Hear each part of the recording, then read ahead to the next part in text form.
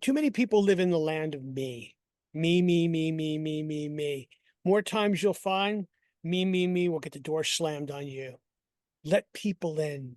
Let people help you grow, learn. Don't fear the great unknown.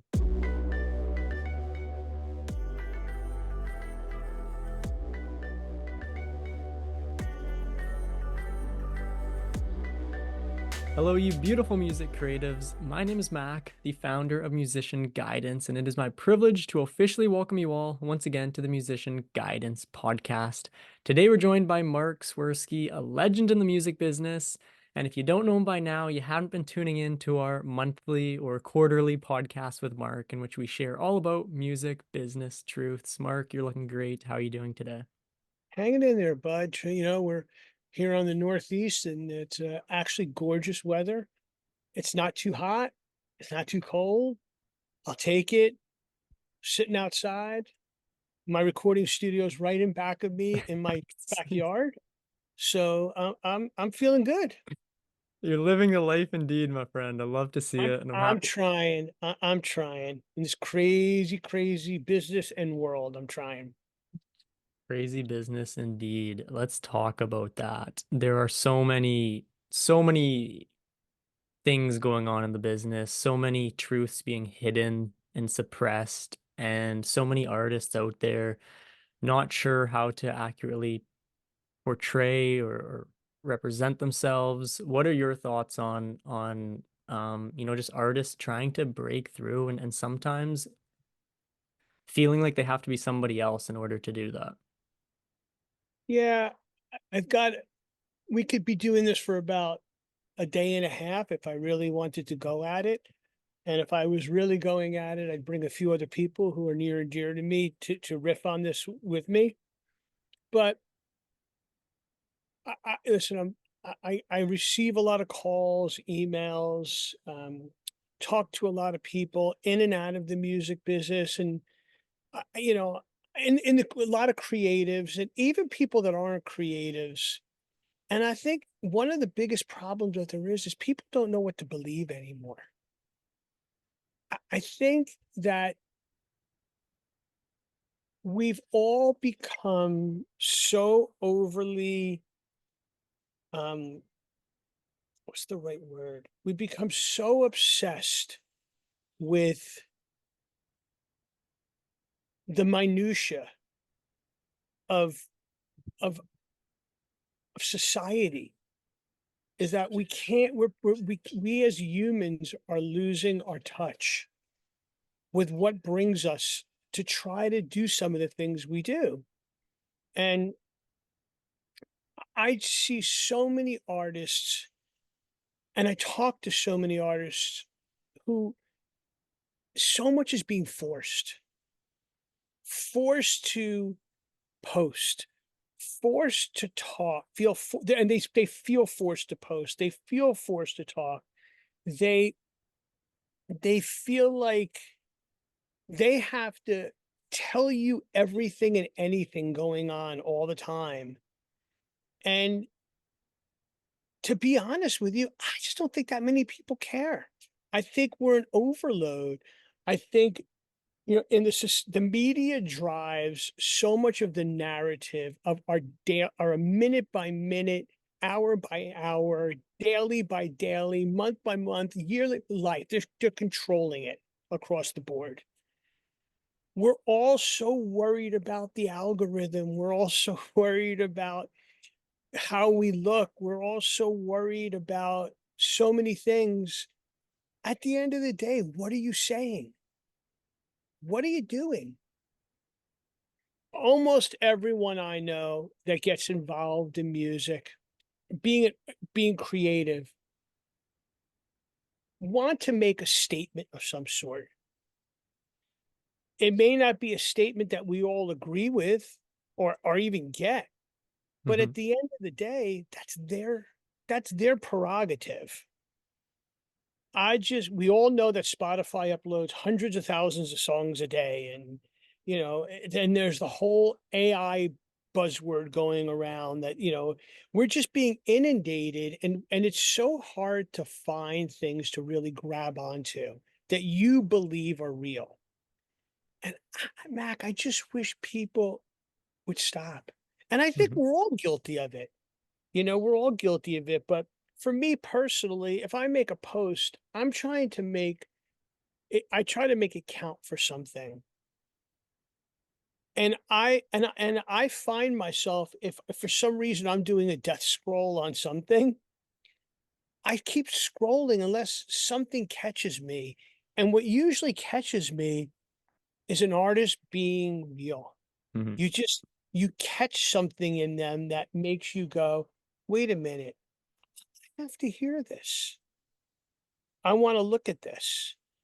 Um, some of it might be an artist that I'm familiar with, and I know genuinely what they really are trying to do is not talk at you. They're trying to talk to you and trying to invite you into their world. And, you know, listen, my formative years, there was no cell phones. My formative years, we had to go out and talk to people. We had to, try to be one, be a community. There was problems. It wasn't on CNN. There was positive things, playing sports. I grew up being on sports. I wasn't on ESPN all the time. It's like I wasn't in a newspaper all the time. It was just the local town, the local community getting to know you. And I wish artists, yes, music is global. Art ca- art sh- art should be global to a high mass. Mhm. You hope that it can get there, but think about how many people really do get there. So really, go beat up your community. Be real with your community. If you've got something to say it. Man, if your mental health isn't good, don't be afraid to ask for help. You can talk to people about that. There's people out there, communities, instead of the death scroll communities, you can actually search and see what's going on. I love what Noah Kahan is doing right now. He's got an entire community built around mental health. And he's working so hard to bring this community together for people to talk and share.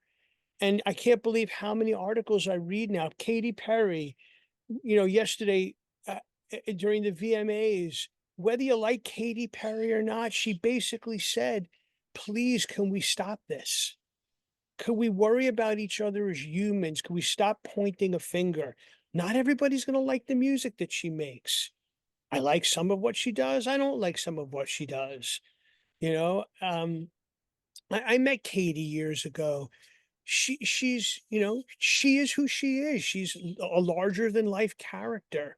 There's a reason why Katie became a superstar because she also worked really hard at it. She had no fear, but and she is a creative force. But at the end of the day, I think her now being a mother and having a pulpit that's as big as you can get is basically saying, "Let's take care of our own. Let's get into a community. Let's stop pointing fingers." That's what I think is wrong, Mac. I wish we could go back to a form of simplicity. Mhm.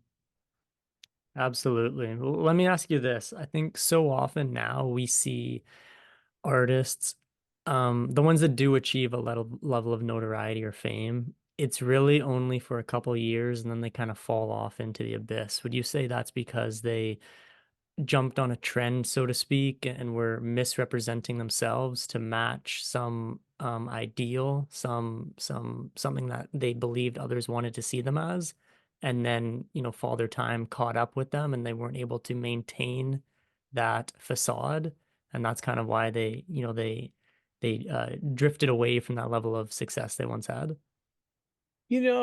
I don't think you're so wrong by saying that. I think there's a handful of artists out there that have always remained true to who they are. Um, I like to use the word production dictates so much. The sound of something Hmm. dictates so much. Yesterday, I was having a talk with somebody, and for some strange reason, Robert Plant's 80s period came up in a conversation. And if anybody doesn't know, Robert Plant was the lead singer of Led Zeppelin, and he's a humongous superstar. And a couple of his 80s songs came up in conversation. and basically what we were talking about was purely as songs, these songs are incredible songs. But because of the production value, they got stamped into a certain sound and a certain style. Hmm. And I actually said, you know what would be really cool if Robert would go back and cherry pick some of those songs that he did then and kind of do it how he does, how he's creating music now, which is really organic, really rootsy, really blues, folk, world music based, which is what he's all about. And what was said was, yeah, but does he want to talk about that stuff? I don't know. Hmm. But at the same time, I think that artists are forced to thinking uh, um, in order to keep up with the times, they have to adjust their sound. Right. Most of the time, it's not in the songwriting per se, unless they're forced to go into a room and collaborate with people. I really feel like they are who they are. Like, let's take Bob Dylan, for example. Bob Dylan's Bob Dylan. Any way you slice or to dice it, he produces records himself. He did some brilliant records with Daniel Lanois, with T-Bone Burnett. At the core, they're always Bob Dylan. You know, what's there to say about that? I know that Paul McCartney is out there doing a record now, and he's doing it with, a very talented pop producer. And you wonder, is the record going to skew more towards what the pop producer wants to do, or is there still going to be Paul McCartney Right. at the you look at a band like Radiohead, whether you like all their new stuff or not, they're Radiohead. They might get a new piece of technology and let it become part of what they are, but it never overtakes who they truly are at the end of the day. Yeah. And I feel like there's some superstar bands out there, one or two that I am always have been incredibly in love with. I got news for you. I can't listen to them anymore because they sound like these are acts that are older generational acts that sound like they're Right. trying to be what's going on right now. Earth to whatever, you ain't 20 years old yet. Right. And I think the business drives that. Uh, but at the end of the day, I think the ones that retain this this ability to transcend time, they never lose who they are. They could take the song and go put it on an acoustic guitar, and it's going to sound like them, and that's what it's going to be. And they don't fear doing that. Hmm. And often there's something that I've been talking about to quite a few people lately is that, and I try to remind artists of this all the time. This Everybody feels like the latest song they wrote is the best song they ever wrote. It's only You mean it's natural. not? But you want to know something?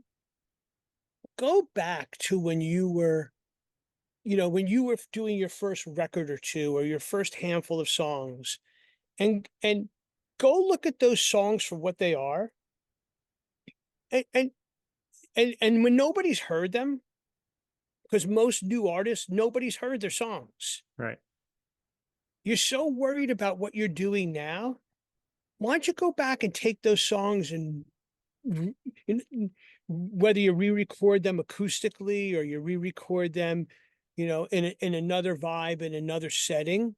And why don't you cherry pick like six songs and go back and give those six songs a chance to live a life? They may be better than anything you're doing right now, Hmm. but your ego gets in the way of not doing that. Yeah. And I think that I, I think there's a lot of that that could happen that could actually make people really interested again. Hmm. Hope I answered the question. Absolutely, you did. And there's a few things I want to follow up with there. I mean, the whole kind of theme of this podcast is being genuine. You talked a little bit there about kind of pivoting the sound to adapt to current times. One thing I see a lot is like artists, producers, engineers that are coming up are just completely naive to the fact that this is a business. And while, making music can be fun, they don't understand the business yet. And just because they're genuine and true to themselves sometimes doesn't mean they're able to build that following and create kind of great music. What would you um let them know about something that they need to understand about the business? Like being true to yourself is one thing, but also what should they know about the business itself? I believe that that people have everybody believes they can do it themselves. They all believe they could do it themselves. Their idea is better than anybody else. You know, they are the greatest thing since sliced bread. They can push a button on their laptop faster than everybody else can push a button on their laptop. Um, the truth of the matter is, and I will say this, I've said this time after time after time after time after time. I would not be where I am today or have had the success that I've had today without the people around me. I had two amazing mentors who I met in my early 20s, who I would not have a career if it wasn't for them, because they saw something in me that I didn't see in myself. And I'm going to name them. A gentleman named Charlie Midnight, who, if you've never heard of him, go look up his credentials. I don't have to say anything more than that. And to this day, almost 40 years later, maybe even a little longer, I am honored to still call him my brother, my older brother I never had, my best friend. My kids call him Uncle Charlie. And it'll never dissipate from that. And his musical partner at the time, was a legend named Dan Hartman. And I don't. If you don't know who he is, you really need to go back and look up your musical history. And those two shepherded me, believed in me and shepherded me and helped me to get to where I had to get to, and believed in me before I ever believed in myself. Hmm. And that doesn't go for the people inside the business, the publishers who recognized I had something more than just what was going on at that moment, or my collaborators who saw something in me that said, let's try to do this. And I'm still great friends with almost all of them to this day. And I think that that's the problem. And I didn't learn how to become a good producer because I was born to be a good producer. I worked really hard at it and I sponged up everything. And I knew I didn't want to know how to do everything. I don't, I could certainly go to a console and do something, or a piece of gear and do something. I don't want to do that. Hmm. I love the visceral side of creating music. So what do? I have people around me who are my friends, who I bring in to do things. They're better engineers than I would ever be. Hmm. They're better drummers than I'll ever be, or better guitar players than I'll ever be. And we form a community, and I have multiple communities. And I just had a scenario with a very young artist from New York City who, man, he's green, but that green is going to turn into something. And I got called up by somebody in a longtime relationship of mine and said, Mark, this kid needs a mentor. This kid needs somebody to help him. I listened to what he did. I was like, yeah, I could see where you're coming from. He's very young. And he had Okay. this great idea for a song. I said to him, I want to bring somebody in, a younger artist, to work with me on this. Somebody who, when lyrics are being written, I might be able to say something, but he can go, oh, yeah, that's what's trying to be said. And he could blend the bridge between a 15-year-old and a 60-something-year-old. What am I trying to do? I am trying to help build the community for this young man, this 15-year-old young Hmm. man, this 26-year-old young man, to help him out. And we building a community and trying to help. We're all helping each other. And I think, too many people live in the land of me, me. More times you'll find me will get the door slammed on you. Let people in. Let people help you grow, learn. Don't fear the great unknown. Absolutely. I think knowing your place in the room and knowing your weaknesses and what others can do better is so important. I was listening to a podcast that Simon Cowell was on, and I can't remember the specifics of it, but there was a story of a manager being in the studio with an artist, and the producer was like, "How does this sound to you?" And the manager was like, "Oh, it's okay, but I'm not the biggest fan of it." So the producer's like, okay, let me change something. He flicked like a switch on the wall that did nothing. And then the manager was like, yeah, this sounds good now. And I think go, building off of what you're saying, like the truth will come out too if you try to be me, and you try to do everything yourself. The truth is going to come out that, you're not going to be able to do everything as well as others. And um, yeah, so I mean, I agree with what you're saying there, and I think that's a perfect story that kind of summarizes that up.